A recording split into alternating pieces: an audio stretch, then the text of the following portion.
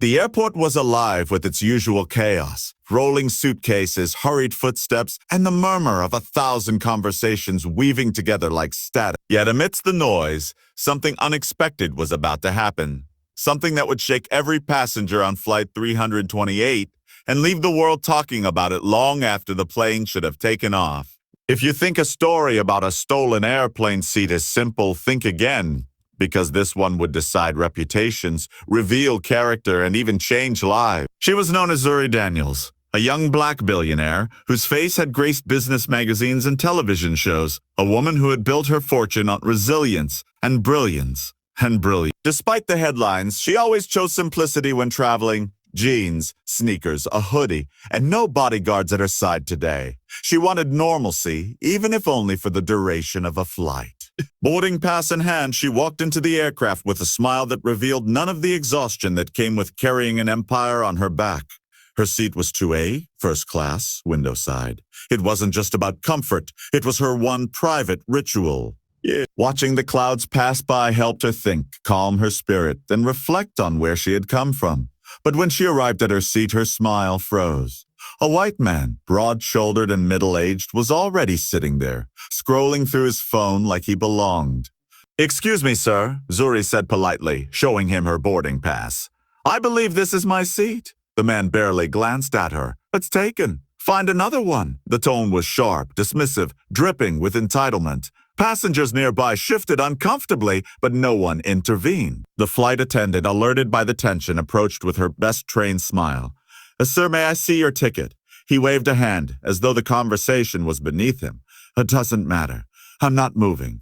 First come, first served." Zuri stood silently for a moment, her patience tested.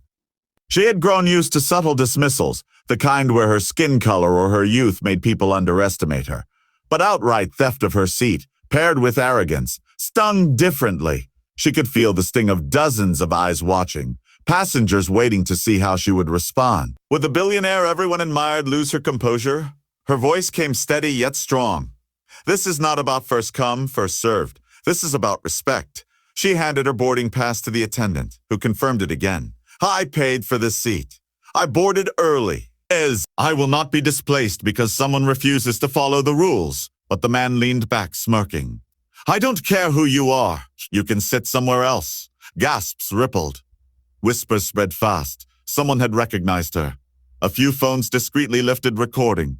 What began as a seat dispute was now on the verge of becoming public spectacle. The captain was informed. The plane couldn't depart until the matter was resolved, and as minutes turned into half an hour, the air grew tense. The man argued, shouted even, declaring he had earned the right to sit wherever he pleased. He accused Zuri of acting entitled. Every word he spoke revealed more of his pride, more of his ignorance. Yet Zuri never raised her voice. She breathed, steady as stone. Every insult thrown at her felt like an echo of the obstacles she had overcome. Bank doors once slammed in her face. Boardrooms where she was the only woman, the only black face. And yet she had never given in. Today was no different.